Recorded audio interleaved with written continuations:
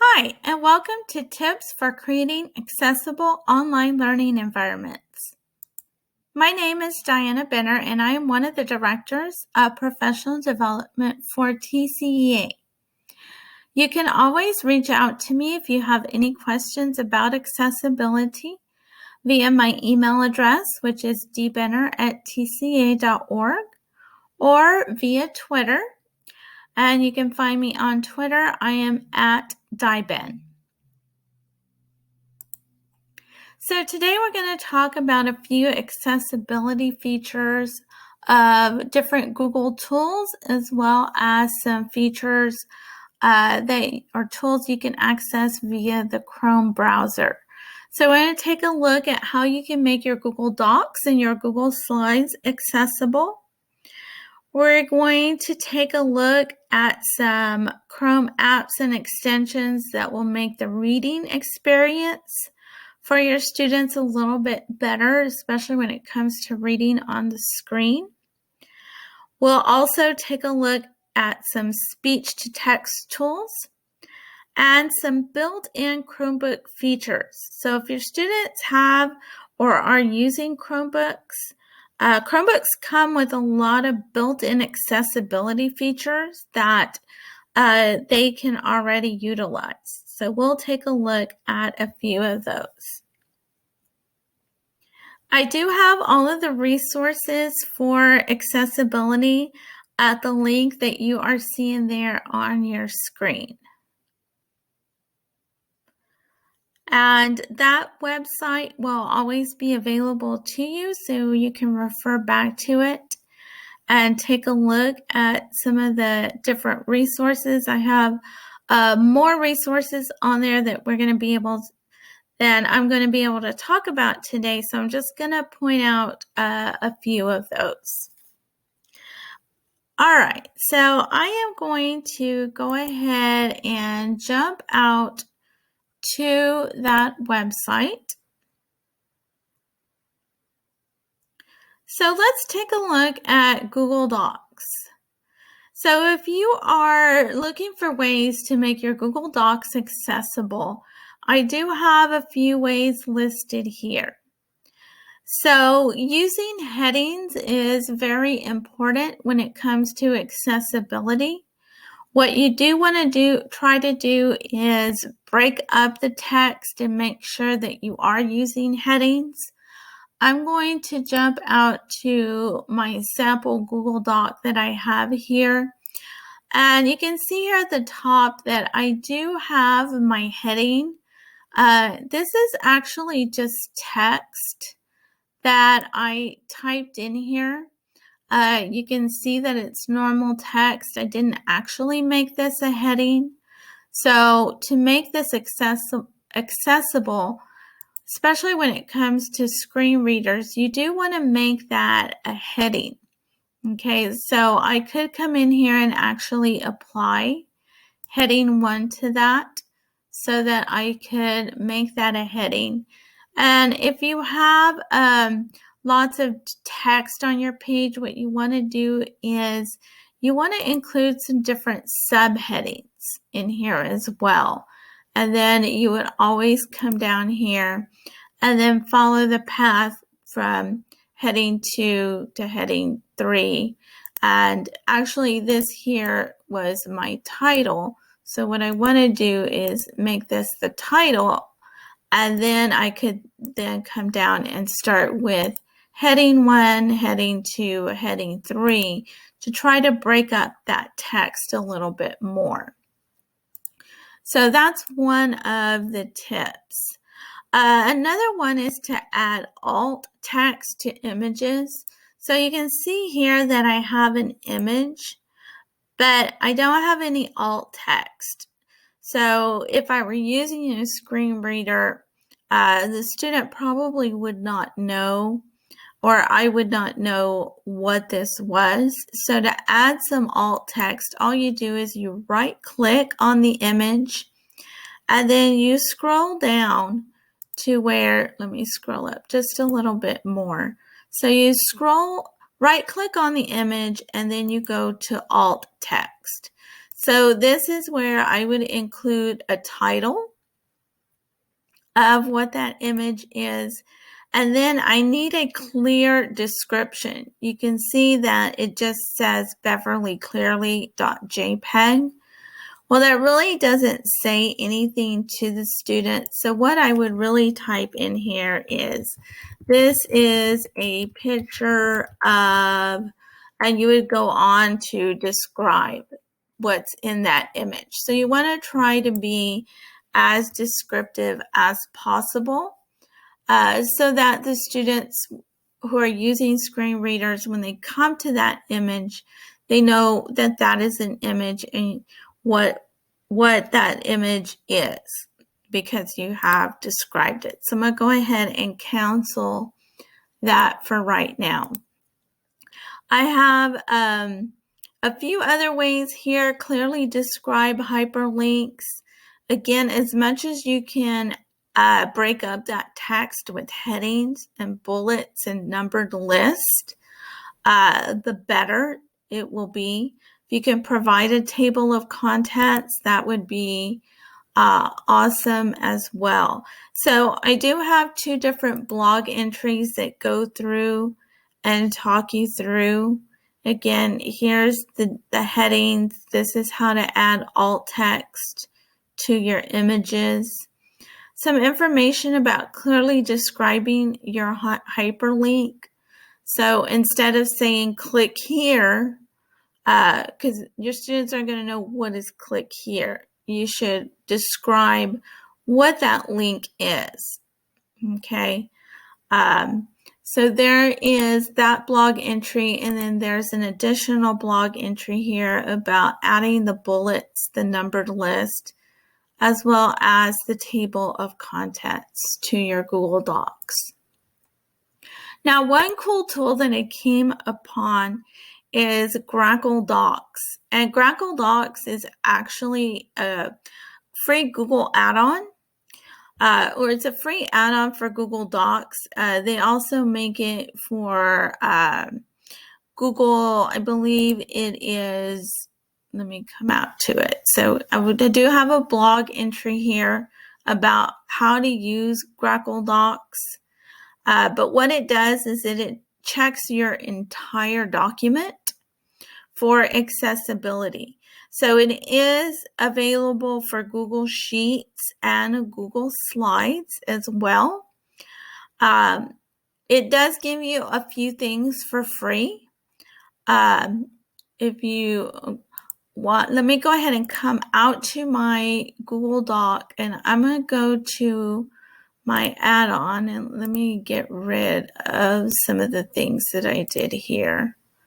So I'm going to come over here to my add-on, and here is Grackle Docs.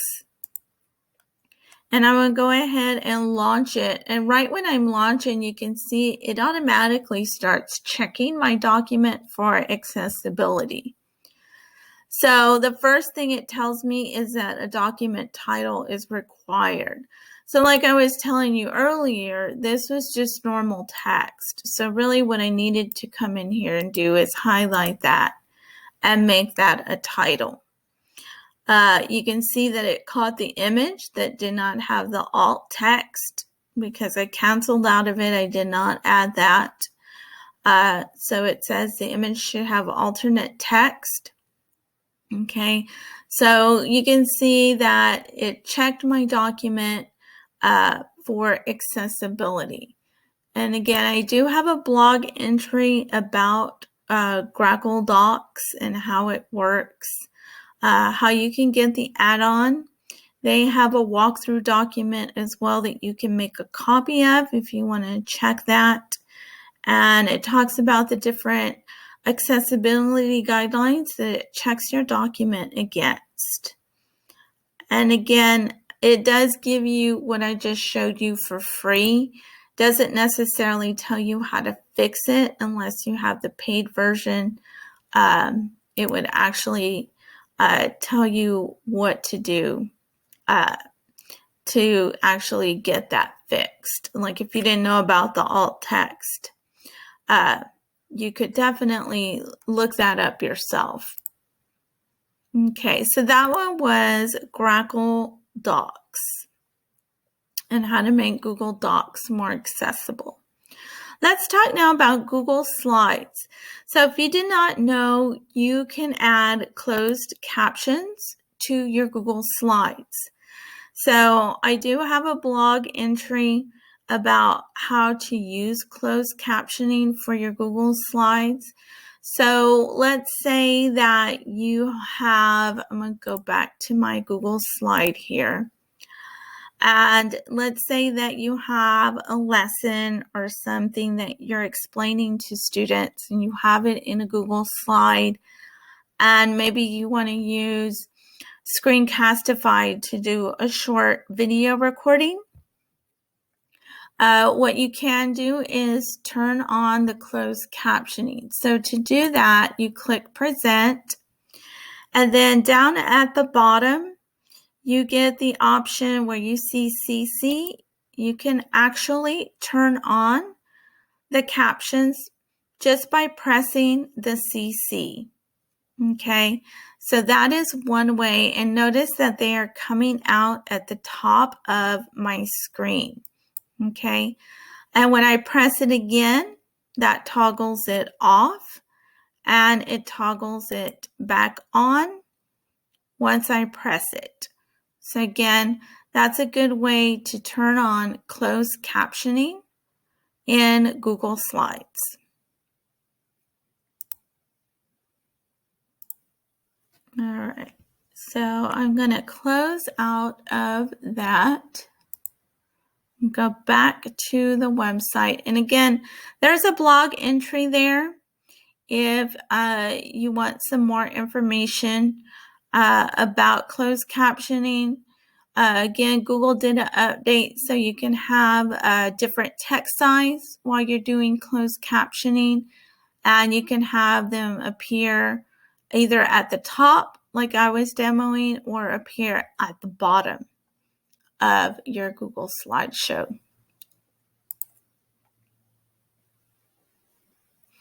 All right, so I'm going to go back to my Google Doc here quickly. Another tool that I did want to show was an add-on called Text Help Study Skills. This is actually a highlighter. So notice that I have different colors that I can select from my highlights.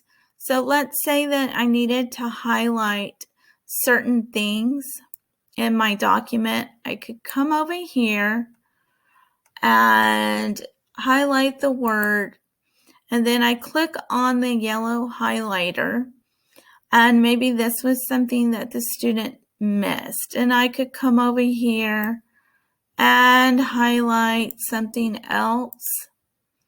And the good thing about this particular highlighter is that I can collect all of my highlights. So you can see that I have 3 highlights. I can collect them by color since there were different colors, but I only had yellow here. And then it creates a different document now with the different highlighters. So if these were things that the students maybe vocabulary words they needed to focus on or things that they needed to correct in their document, it puts the highlights in a separate document, and then I could also come back to the Google Doc that I was just adding because it has the link there for me.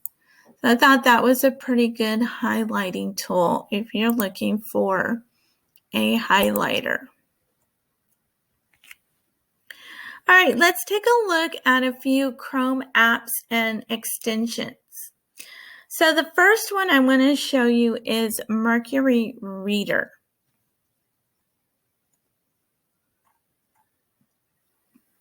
So I'm going to go out to News ELA, which is a leveled reader, and let's say that I am looking for, let's say, something on science, and I want my students to read this article here about playing it safe. What kids should know about the coronavirus outbreak. Okay, so you see that I have my article here. I can choose different Lexile levels if I wanted to, but I'm going to go ahead and leave it where it is. And then I'm going to come over here, and what Mercury Reader will do is it'll make the website easier to read by removing the distractions. So you see that I do have, it's kind of a busy page with different things going on. I can come over here, click on Mercury Reader, and you see that it has cleared up my page quite a bit, so I don't have all of those distractions going on. Okay, I can make the text a different size. I can change some of the font, and I can also make that dark if I wanted to. Okay, so that works on different websites. So I'm going to click here to exit, and that one was Mercury Reader. Another one is Beeline Reader, and I do have a blog, a link there to Beeline Reader. Beeline Reader is an extension for Chrome, and what it does is, again, it creates a more readable version of the website by removing all of the ads. It does have an open dyslexic font. So I'm going to come over here and click on Beeline Reader. And you can see that I have some different options. I can activate Beeline Reader in clean mode, so it takes away all of those ads. And then I can come in here and do some different color coding. If my students maybe needed some different colors, I can play with some of the font sizes, the letter spacing, and then there are some hidden overlays as well if I wanted to include some of that. Okay, there's also focus mode where you can blur out some of the different things on the page as the student read. So lots of different things there with Beeline Reader. I am going to go ahead and remove that from Chrome right now, just so I can get rid of some of those things that I just did. But lots there, and again, there's a blog entry if you want to take a look at some of those additional features. Another Chrome extension that I really like is Immersive Reader.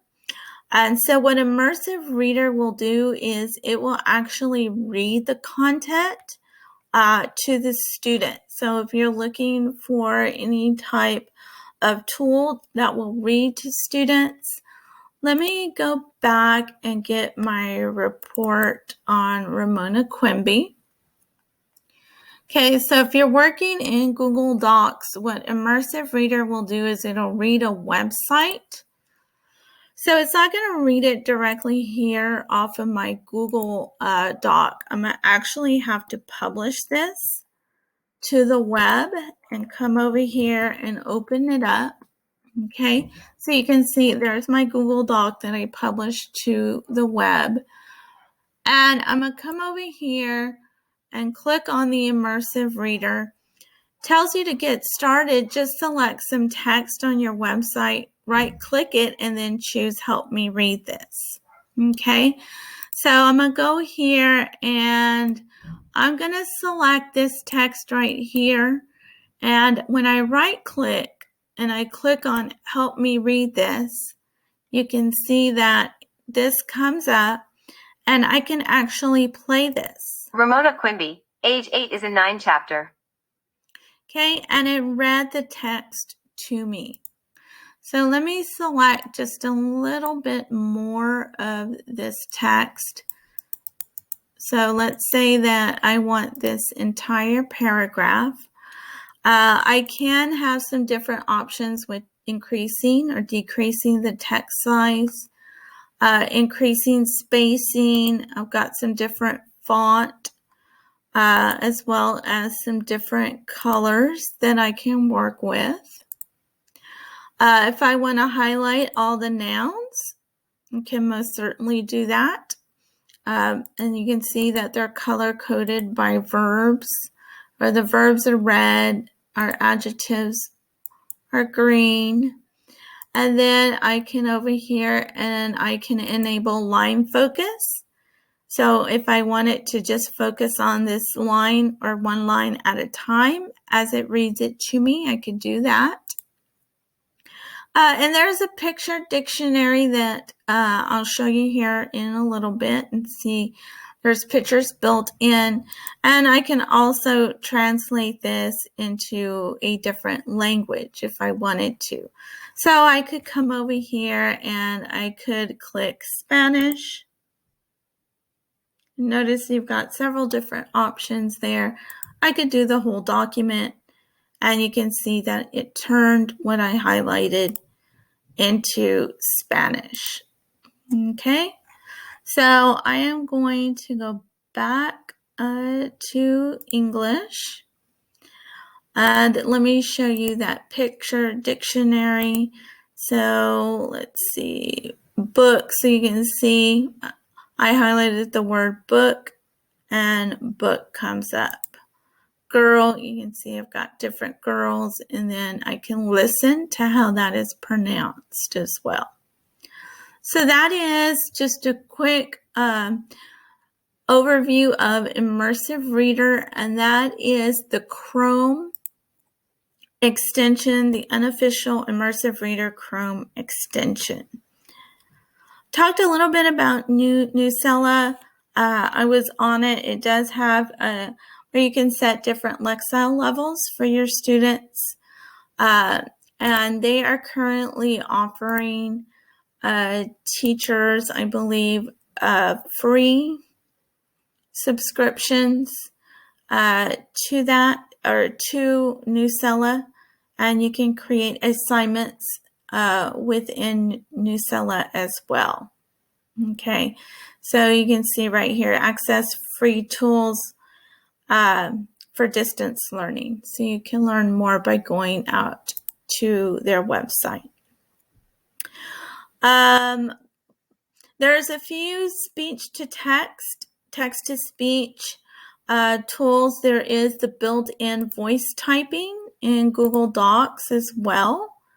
Okay, so if you needed to type out anything, you could come over here under tools and go to voice typing. So today we are going to learn about, and then I can turn that off and you can see that it typed down there exactly what I was saying. All right. I did mention that Chromebooks do have some built-in accessibility features. I do have a blog there that goes through what all of those built-in features are.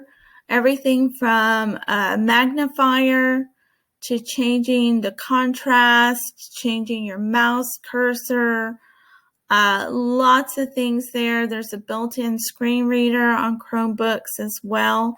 So definitely take a look at that blog. And then I have here, this is a document that was shared on our TechSig list that has dyslexia links and resources. So if you're looking for anything to help your students, there are some additional resources, as well as more accessibility blogs on our TCEA blog. And the bottom of the page, I do have a Google Doc for additional tools for an inclusive learning environment. So you can grab your own copy by clicking on that link. All right, I know that was a lot of information on there, but again, I do want to encourage you to check out some of those resources on that page, as well as our blog.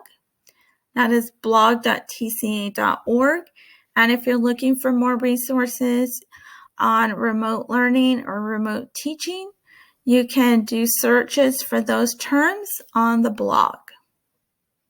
So thank you again for joining me today on how to use different Google tools and Chrome extensions and apps for accessibility. Thank you.